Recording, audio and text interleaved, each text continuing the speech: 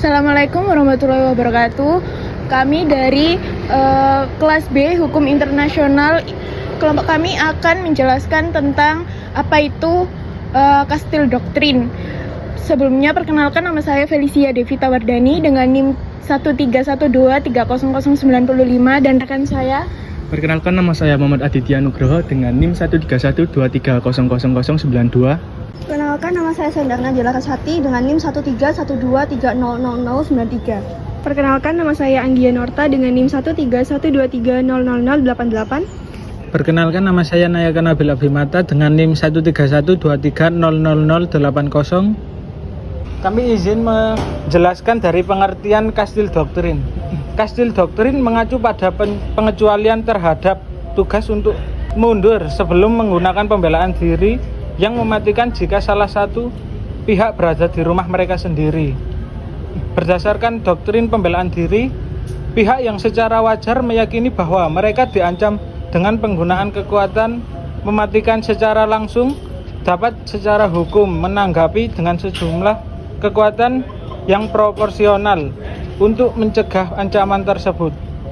Doktrin pembelaan diri tunduk pada berbagai pembatasan yang berbeda dari satu yurisdiksi lainnya. Kemudian, salah satu pembatasan terhadap pembelaan diri adalah aturan untuk mundur. Di wilayah hukum yang mengikuti aturan untuk mundur, suatu pihak tidak berhak atas pembelaan diri kecuali mereka terlebih dahulu mencoba mengurangi perlunya kekerasan dengan melarikan diri dari situasi tersebut. Selama mundur dapat dilakukan dengan aman. Meskipun demikian, di wilayah hukum yang mengikuti doktrin Kastil, pembatasan ini memiliki pengecualian bagi pihak-pihak yang berada di rumah mereka sendiri. Suatu pihak yang berada di rumah mereka sendiri tidak memiliki kewajiban untuk mundur dan oleh karena itu berhak atas pembelaan diri selama persyaratan pembelaan lainnya terpenuhi.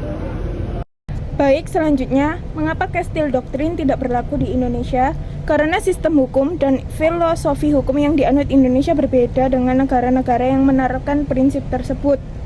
Seperti Amerika Serikat, berikut beberapa alasan utamanya. Yang pertama, yaitu sistem hukum yang berbeda di Indonesia menganut sistem hukum civil law atau kontinental Eropa, yang lebih menekankan pada peraturan perundang-undangan tertulis. Sedangkan Kastil Doktrin berkembang dalam sistem common law seperti di Amerika Serikat yang banyak dipengaruhi oleh presiden pengadilan. Yang kedua, prinsip pembelaan diri di KUHP Indonesia dalam KUHP Indonesia atau yang biasa disebut dengan Kitab Undang-Undang Hukum Pidana.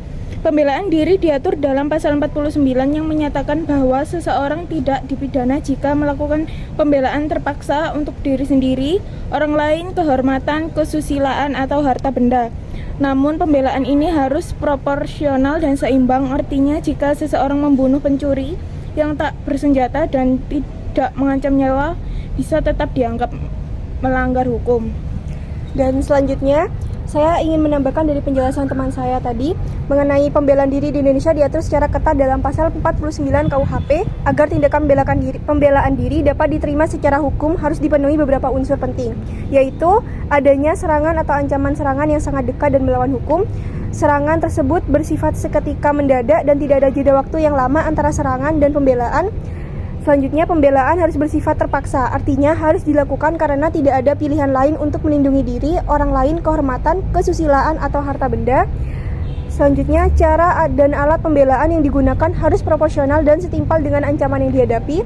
Jika pembelaan melampaui batas yang diperlukan, misalnya menggunakan kekuatan mematikan terhadap ancaman yang sebenarnya tidak mengancam nyawa, maka tindakan tersebut tetap tidak dipidana, kecuali dapat dibuktikan adanya guncangan jiwa yang hebat akibat serangan tersebut. Pembelaan dari luar biasa. Lalu selanjutnya saya akan menambahkan mengapa Kastil Doktrin tidak dapat diterapkan di Indonesia. yaitu tidak ada hak istimewa di rumah sendiri. Kastil Doktrin memberikan hak khusus untuk membela diri di rumah sendiri, termasuk penggunaan kekerasan, mematikan tanpa kewajiban mundur. Indonesia tidak memberikan kekebalan hukum otomatis hanya karena kejadian terjadi di rumah sendiri. Penilaian tetap dilakukan apakah tindakan pembelaan itu proporsional dan perlu. Lalu selanjutnya lagi, nilai sosial dan budaya. Nilai-nilai sosial di Indonesia cenderung mengutamakan musyawarah, gotong royong, dan penyelesaian damai, sehingga pendekatan yang membenarkan penggunaan kekuatan mematikan secara langsung cenderung tidak sejalan dengan nilai tersebut. Baik, itu saja penjelasan dari kami, semoga dapat dimengerti. Terima kasih. Sekian dari kelompok kami, terima kasih semuanya. Dadah.